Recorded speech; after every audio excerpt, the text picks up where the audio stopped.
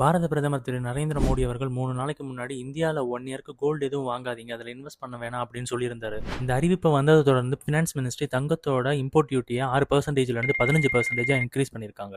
எதனால இம்போர்ட் டியூட்டியை கோல்டுக்கு இன்க்ரீஸ் பண்ணியிருக்காங்க பார்த்தா, நம்ம கண்ட்ரியோட ஃபாரின் எக்ஸ்சேஞ்ச் ரிசர்வை ப்ரொடெக்ட் பண்ணுறதுக்காகவும் தங்கம் இறக்குமதியை குறைக்கிறதுக்காகவும் தான் இந்த ரெஸ்ட்ரிக்ஷனை கொண்டு வந்ததா சொல்லியிருக்காங்க. சரி, கோல்டு ரேட்டு தான் அதிகமாயிட்டு இருக்குன்னு இந்த சைடு வந்து பார்த்தா, பிளாட்டினமோட இம்போர்ட் டியூட்டியும் 6.4%லேருந்து 15.4% இன்க்ரீஸ் ஆயிருக்கு. இது ஒரு பக்கம் இருக்கு. இன்னொரு பக்கம் Amul and mother diary products அவங்களோட பிரைஸையும் இன்க்ரீஸ் பண்ணி வச்சிருக்காங்க. சரி, இம்போர்ட் டியூட்டி தான் ஒரு பக்கம் இழுத்துக்கிட்டு இருக்குன்னு பார்த்தா, இன்னொரு பக்கம் இந்தியாவில இருந்து ரா ஒயிட் அண்ட் ரிஃபைன்டு சுகர்ஸை வந்துட்டு செப்டம்பர் 30 வரைக்கும் எக்ஸ்போர்ட் பண்றதுக்கு பேன் பண்ணியிருக்காங்க.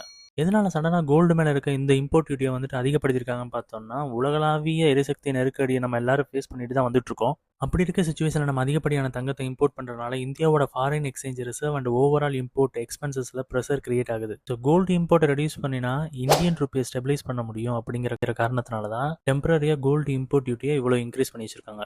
ஸோ வெயிட் பண்ணி பார்ப்போம் இன்னும் என்னென்ன சேஞ்சஸ் அண்ட் ரெஸ்ட்ரிக்ஷன்ஸை நம்ம ஃபேஸ் பண்ண போகிறோம்னு. இந்த மாதிரியான இன்ட்ரெஸ்டிங் அண்ட் அன்னோட்டிஸ்டு விஷயங்களை தெரிஞ்சுக்கிறதுக்கு தாட்ஸ் பை குரூப்பை ஃபாலோ பண்ணுங்க.